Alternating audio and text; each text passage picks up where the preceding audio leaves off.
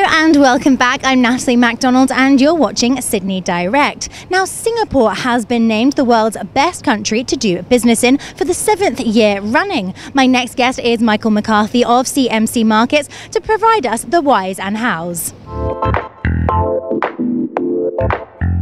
Michael, thank you very much for taking the time to chat with us today. Much appreciate your time. My pleasure, Natalie. Good to be here.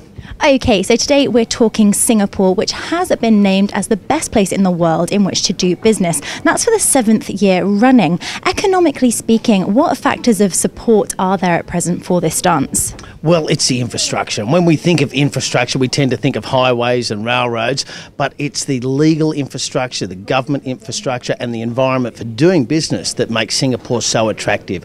There's a strong rule of law. There's high levels of cooperation between the government and business, and they're very good at getting projects done. Now, the economy itself has been through a major restructuring, but a lot of the benefits of that restructure are about to flow, and it makes Singapore a doubly attractive place to do business.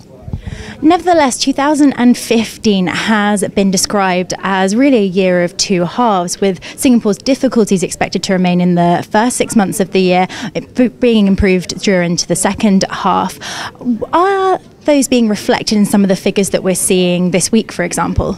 Yes, they are. The weak retail sales that we've seen, the weaker industrial production we've seen overall, and the weaker exports in particular are a key reflection of particularly the labour market reforms that Singapore is currently wrestling with. They're moving away from low value-add industries to higher value-add industries like tourism. And that, of course, takes some time. The adjustment and the impact that has on the population of Singapore is significant, and that's what we're seeing reflected in the data. It's a more conservative consumer in Singapore at the moment. That's understandable, but as the benefits of those reforms start to flow, we do expect to see improvement. In fact, we've just seen that in the release of the third quarter GDP final data. The initial estimate has been revised up to show an annualised rate of 2.8% growth. That's an improvement on previous reads and suggests that a good trajectory is ahead.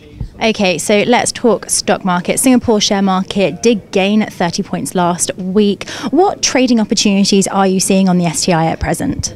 Well, I think overall, first of all, the market looks cheap relative to the globe. At a PE of around 13.5 times and a dividend yield around 3.3%, there are investment metrics that suggest it's worth having a look at Singapore as a whole.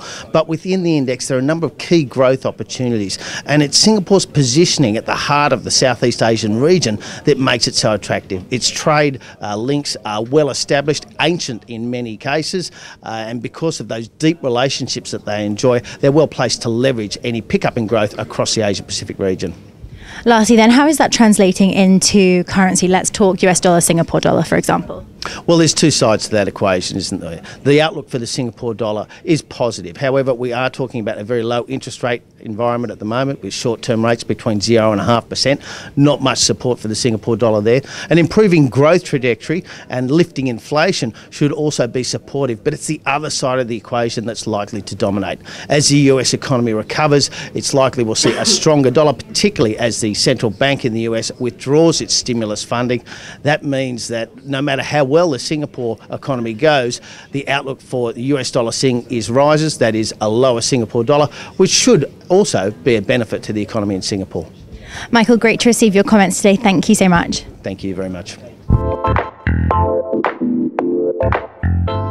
That was Michael McCarthy there of CMC Markets. Don't go away, the Dukascopy TV team will be back with plenty more FX updates and analysis. For now though, it's goodbye from me.